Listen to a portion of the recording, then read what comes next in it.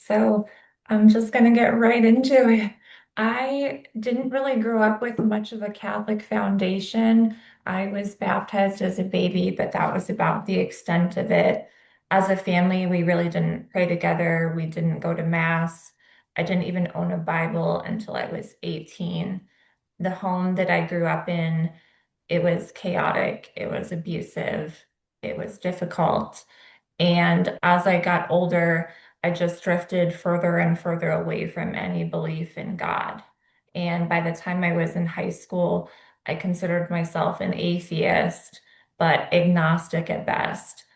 I thought if there was a God, he definitely doesn't love me. And I felt very, very alone at that time in my life. At 17, I left home and I got my own place. I was trying to survive and trying to build a life and to escape everything that I had come from. But inside, I was really empty and angry and lost. And when I was 18, my life kind of took a turn that I'll never forget. I was involved in a break-in and I was shot in the chest at gunpoint. And I remember laying there bleeding and thinking to myself, wow, this is all there is. This is how it's all going to end. And I expected everything to just kind of go black. There's no light, there's no heaven, there's no God, there's no nothing. And I was absolutely terrified.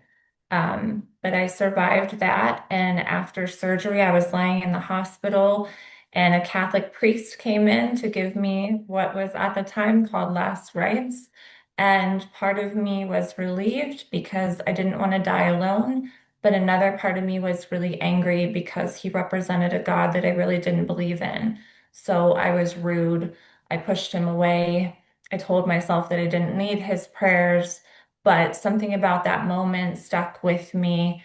And after I got out of the hospital 8 days later, I couldn't stop thinking about it. So I decided I'm going to go back and find that priest and I'm going to apologize to him. And after that conversation, as simple as it was that I had with him, that was the first small step that started to lead me back home. I started going to church again, but honestly, I didn't really feel a lot at that time. I was still really angry, really doubtful, still searching for something I couldn't name. And life kind of went on. I went to college, I got degrees, got a good job, got a doctorate. I had lots of nice things, but no matter how much I achieved, everything still felt really, really empty for me. Then in 2023, my life changed again. This time, a close friend of mine, someone I really cared about, had a heart attack on Christmas morning, and I was there. I did CPR and I called 911 and I did everything I could, but he died right in front of me. And he had a very strong faith. I didn't.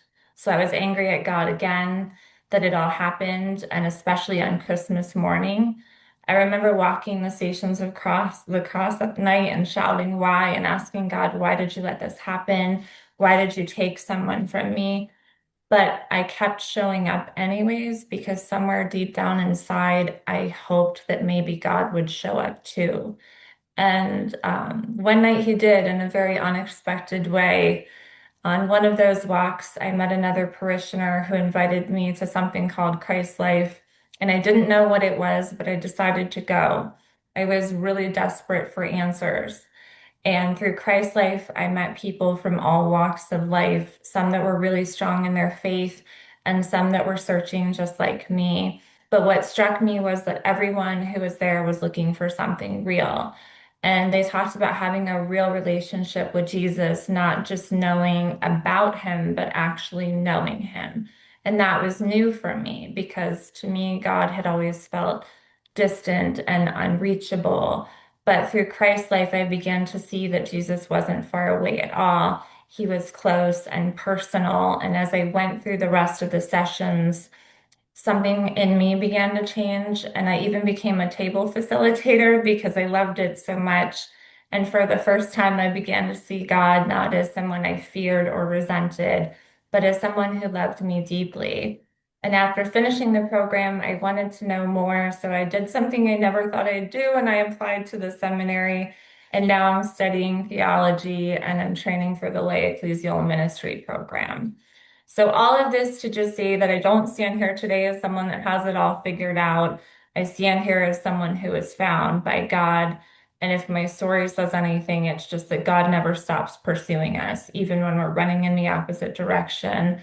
And even when we've given up on Him, He never gives up on us. And this program helped me to see that even though I thought I was too far gone for God to care, He's the same God that met me in the hospital room, the same one that walked with me through my grief, and the same one that led me into this community of faith, and the same God that never stops calling my name. And if He can do that for me, I believe that He can do that for anyone.